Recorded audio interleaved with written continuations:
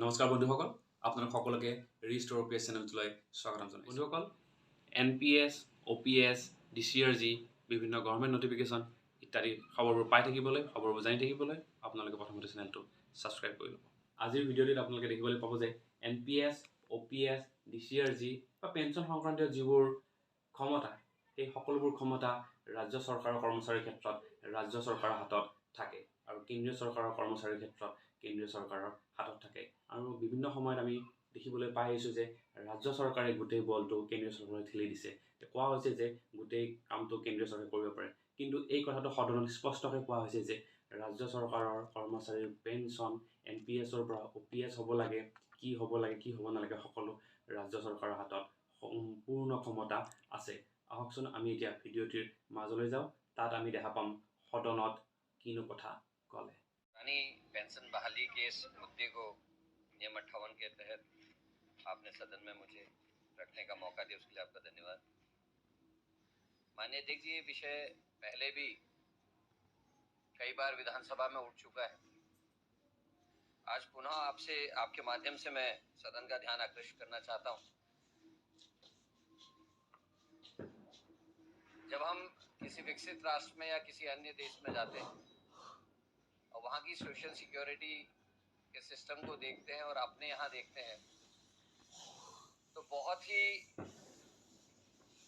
बुरा लगता है कि जो कर्मचारी 35 साल 40 साल राज्य की और राष्ट्र की सेवा करते हैं, उन लोगों का भविष्य के प्रति चिंतित होना बहुत ही दुखद पहलू है। और माननीय अध्यक्ष जी, जिस समय कोई भी कर्मचारी नियुक्ति पाता है,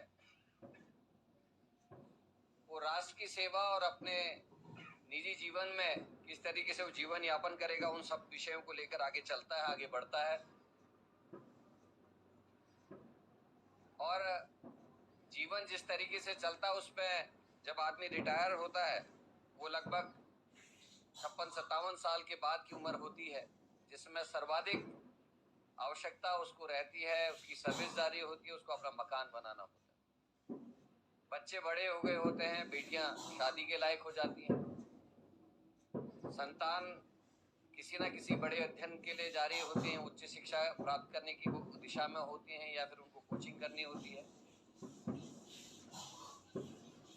ऐसी स्थिति में उस कर्मचारी की मानसिक स्थिति क्या होती होगी, उसके परिवार की मानसिक स्थिति क्या होती होगी, ये चिंता का विषय है। जैसे जीवन में फूड चेन है, उसी तरीके से हमारा बाजार भी है।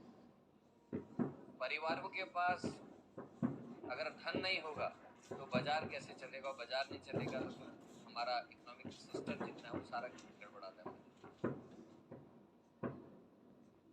पिछले बार जब सदन में मैंने इस विषय को उठाया था, तो माननीय मंत्री जी का जवाब था कि केंद्र सरकार की तरफ से इसमें पहल होनी है और हम कोशिश कर रहे हैं।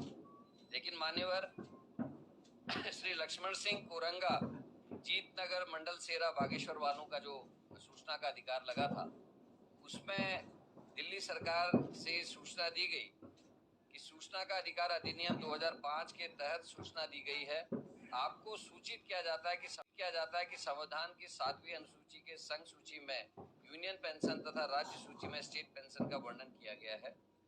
यहाँ यूनियन पेंशन का निर्वहन भारत सरकार के द्वारा या भारत की संचित निधि से किया जाता है, वहीं राज्य पेंशन का निर्धारण संबंधित राज्य सरकार या राज्य की संचित निधि से किया जाएगा। ये उत्तर माननीय अध्यक्ष जी उनको कोरंगा जी को प्राप्त होगा।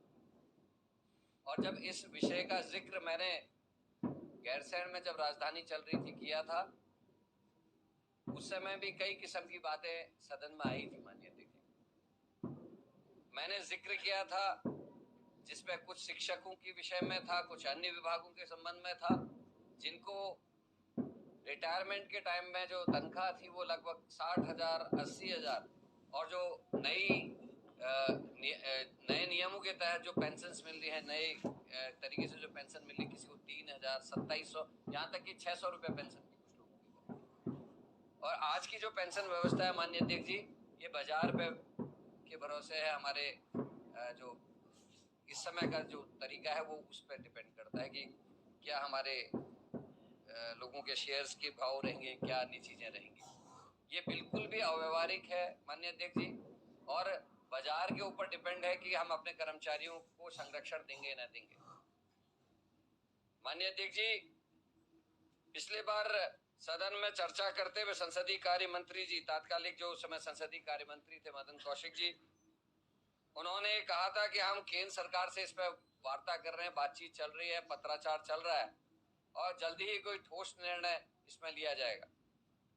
मैंने उस दिन भी ये कहा था कि जो कर्मचारियों के पेंशन का मामला है, जो राज्य सरकार के कर्मचारी हैं, इसमें हम स्वतः ही निर्णय लेने की स्थिति में है, हम निर्णय ले सकते हैं।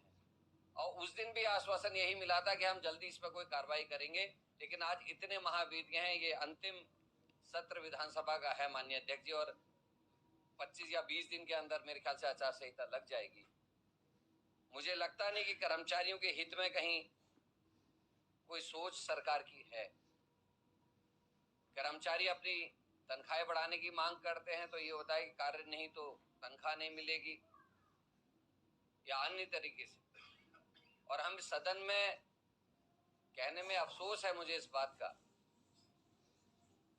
कि जिन कर्मचारियों के भरोसे हम अपने राज्य को चला रहे हैं, जिन कर्मचारियों के भरोसे हम राष्ट्र की सेवा करवा रहे हैं, उन कर्मचारियों को हम सत्र विधानसभा का है माननीय अध्यक्ष जी, और 25 या 20 दिन के अंदर मेरे ख्याल से आचार संहिता लग जाएगी। मुझे लगता नहीं कि कर्मचारियों के हित में कहीं कोई सोच सरकार की है। कर्मचारी अपनी तनख्वाहें बढ़ाने की मांग करते हैं तो ये होता है कि कार्य नहीं तो तनख्वाह नहीं मिलेगी या अन्य तरीके से। और हम सदन में कहने में अफसोस है मुझे इस बात का कि जिन कर्मचारियों के भरोसे हम अपने राज्य को चला रहे हैं, जिन कर्मचारियों के भरोसे हम राष्ट्र की सेवा करवा रहे हैं, उन कर्मचारियों को हम सोशल सिक्योरिटी जो उनको प्रदान करनी चाहिए, जो उनको मानसिक रूप से एक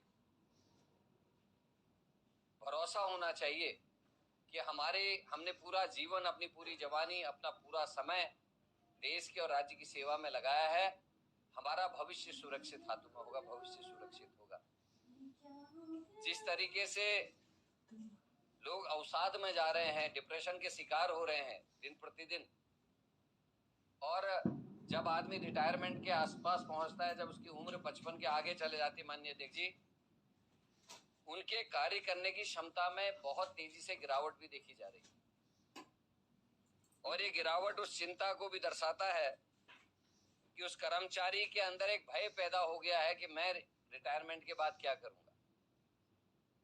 और ये भय खासकर उन कर्मचारियों के लिए है जो बहुत ही ईमानदारी से अपने जीवन भर काम करते हैं। जो ईमानदार कर्मचारी है उसके पास कोई ऐसी आमदनी या कोई उसका ऐसा कारोबार नहीं होता माननीय अध्यक्ष जी कि वो अपने आगे के जीवन के लिए निश्चित हो सके। तो मेरा आपके माध्यम से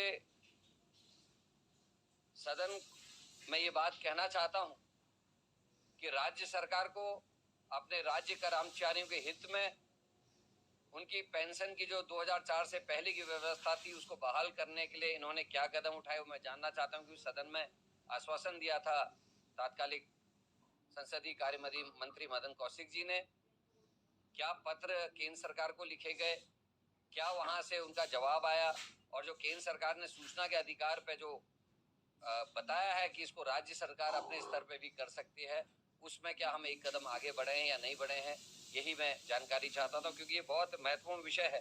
मेरे ख्याल से सदन के जितने भी साथी हैं, चाहे वो सत्ता पक्ष के हैं चाहे विपक्ष के हैं, जब वो लोगों के बीच में जाते होंगे, कर्मचारियों के बीच में बैठते होंगे, लगभग सभी से इस तरीके की बातें कर्मचारी लोग करते होंगे कि हमारी पेंशन के लिए आप लोग क्या कर रहे हैं। ये बहुत ही अति लोक महत्वपूर्ण विषय है, लोक महत्व का विषय है, और इस विषय में सत्ता दल के भी साथी भाग लेना चाहेंगे माननीय अध्यक्ष जी। इसलिए सदन की संपूर्ण कार्रवाई को रोकते हुए चर्चा की मैं मांग करता हूं, ताकि इसमें अन्य साथी लोग भी भागीदारी कर सकें।